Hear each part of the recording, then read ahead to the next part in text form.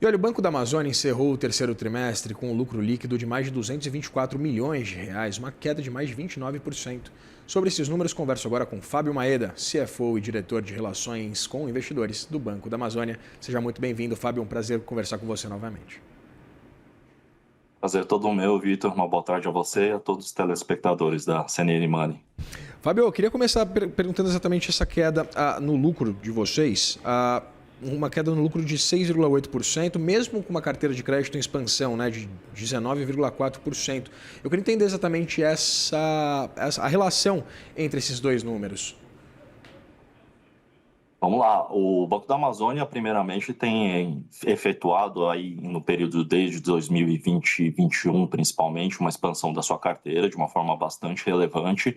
Essa expansão visa atender todas as demandas, as necessidades da região norte, que são muitas, ainda tem muito espaço para muitos projetos para serem alocados e trabalhados na região norte, e isso se refletiu exatamente nos nossos números de contratação e tamanho da nossa carteira de crédito.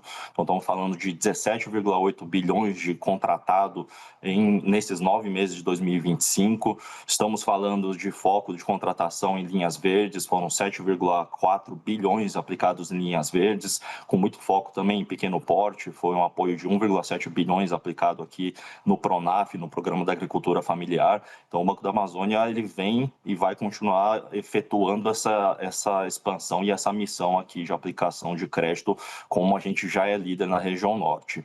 O que a gente tem, por outro lado, como já é de notório conhecimento aí no mercado nacional, é de fato um cenário bastante desafiador do agro. O agro realmente, nos últimos anos, que a gente teve aumento de custos bastante relevante, preços em queda na hora da venda, e aí o que a gente aconteceu e está observando com todos os setores que trabalham muito no agro, é exatamente uma dificuldade maior, e isso reflete naturalmente aí no nosso resultado.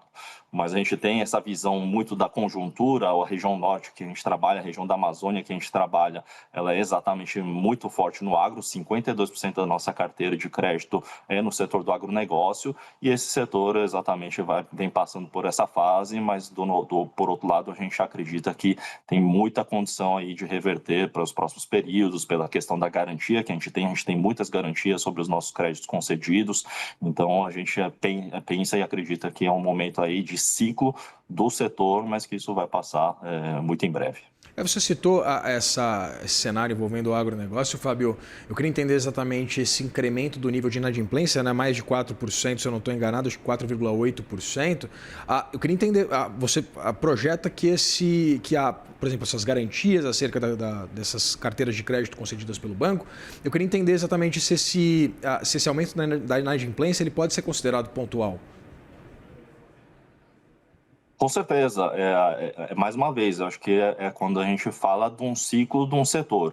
Como a gente sabe, o agronegócio ele vive desses ciclos, talvez seja o ciclo um dos mais desafiadores, como a gente viu nos resultados de outros bancos que também trabalham muito com agronegócio, mas a gente tem a certeza que é isso, é um ciclo, porque o preço das commodities voltam, o preço dos custos eles podem ter uma tendência de estabilização, então a gente realmente acredita que isso vai ser um fator aqui que a gente já vem trabalhando com os nossos clientes em termos de monitoramento mais próximo, a gente tem feito algumas renegociações para ajudar exatamente a passar esse tempo, e o fator da gente ter a garantia, ela ajuda exatamente para que a gente possa ter a condição de ajudar o nosso cliente a passar por um momento mais difícil.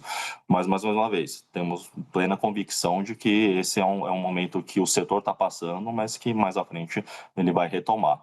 E acho que tem um agravante também, quando a gente fala em termos de resultado, porque todos os bancos também foram afetados aí recentemente pela resolução 4966, que é a resolução que basicamente ela acelerou muito as provisões, e aí quando você acelera a provisão no momento que você está numa inadimplência em alta, você realmente tem um efeito mais forte no nosso resultado. Mas por outro lado, a gente acredita que dentro desse efeito do nosso resultado, a gente está mantendo aí um nível de lucro muito parecido com o que a gente mantinha em 2024, e mesmo no cenário ainda de desafios. Então, acho que eu gostaria de ressaltar exatamente essa robustez que a gente tem conseguido entregar de expansão, de aumento de receita e de um resultado muito em par com o ano passado, mesmo num cenário dificuldades e desafios do setor agronegócio tão importante para a nossa carteira. Eu queria entender, você mencionou, Fábio, exatamente o impacto da MP 4966, exatamente nesse nível de provisionamento do banco. Como é que isso impactou, de fato, os negócios de vocês? Como eu falei, ele tem uma aceleração muito forte, porque nas regras anteriores do Banco Central para você fazer a provisão, ela ia de escada. Então, atrasou 15 dias, você provisionava um pouco. Atrasou mais 15 dias, provisionava mais. E isso ia seguindo uma escala temporal até chegar num crédito de mais difícil recuperação, que você tinha uma provisão mais total. O que trocou dessa regra foi exatamente que agora, quando você tem um atraso e já esse indício de um ativo problemático, você já tem que fazer a provisão quase inteira do crédito já no momento de curto prazo. Então, foi exatamente o que aconteceu. Tendo um cenário de inadimplência, como a gente está falando que está acontecendo no setor, mas, ao mesmo tempo, tendo que acelerar a provisão, isso aumentou muito a provisão que a gente teria para uma provisão menor que a gente teria se fossem as regras anteriores. Fábio, eu queria entender exatamente esse incremento do nível de despesas administrativas relatado também pelo banco, um incremento de 24,8%, se eu não estou enganado, com um investimento bastante robusto aqui em processamento de dados, né? Um incremento de mais de 85%, em meio a um aumento do nível de inadimplência. Evidentemente, esse cenário é bastante incerto, mudanças regulatórias propostas exatamente pela medida provisória. Seria um momento, de fato, de incrementar o nível de gastos administrativos de uma forma tão robusta? Primeiramente, eu acho que a gente tem que colocar muito que a gente tem uma visão super de longo prazo. Então, para atender os acionistas, para atender aos melhores objetivos, aos melhores interesses da empresa, em primeiro lugar, uma visão de longo prazo. Esses gastos que a gente está falando do aumento de despesa administrativa, ele tem um caráter muito positivo, na verdade. Você tem despesa administrativa ruim e você tem administrativa boa. E por que eu estou falando que ela é boa? Porque essas despesas elas estão custeando todo um programa que a gente tem realizado nos últimos 2 anos que chama Programa de Transformação. E esse programa visa exatamente colocar o Banco da Amazônia no novo patamar para que ele possa se comparar junto com outros bancos, para que a gente possa atender melhor os nossos clientes. Esse programa tem trazido, por exemplo, o lançamento de vários novos produtos, como cartão de crédito, que a gente fez o lançamento agora na COP30, maquininha, crédito comercial. Então, o Banco da Amazônia ele tem feito uma atuação muito diferente e que isso já está trazendo muitos resultados positivos. Então, de certa forma, a gente pensa como uma despesa boa, porque é um investimento que vai preparar o banco para novas linhas de receita, novos produtos e uma lucratividade maior de longo prazo. E, mais uma vez, quando a gente coloca um cenário de longo prazo, uma perspectiva de longo prazo, acreditando que esse é um cenário conjuntural do setor do agronegócio pontual, ainda assim faz sentido, porque eram despesas, eram investimentos que precisavam ser feitos no banco para que exatamente o banco possa se modernizar, rever seus processos e atuar de uma forma muito mais eficiente para os seus clientes. E aí, em meio a essa estratégia, né, Fábio, eu estava dando uma olhadinha aqui nos materiais acerca dos resultados de vocês, o banco está trocando 98 dos 158 sistemas do banco, né? Eu queria entender exatamente com essa formulação, do ponto de vista de infraestrutura, ou melhor, uma reformulação do ponto de vista de infraestrutura, pensando nessa estratégia a longo prazo sobre a qual você fala, eu queria entender quais são as projeções que a gente consegue fazer das atividades, das linhas de crédito, evidentemente de resultados, de novos produtos, serviços do banco, se a gente pensar ali a médio, a longo prazo, pensando exatamente nessa estratégia de vocês.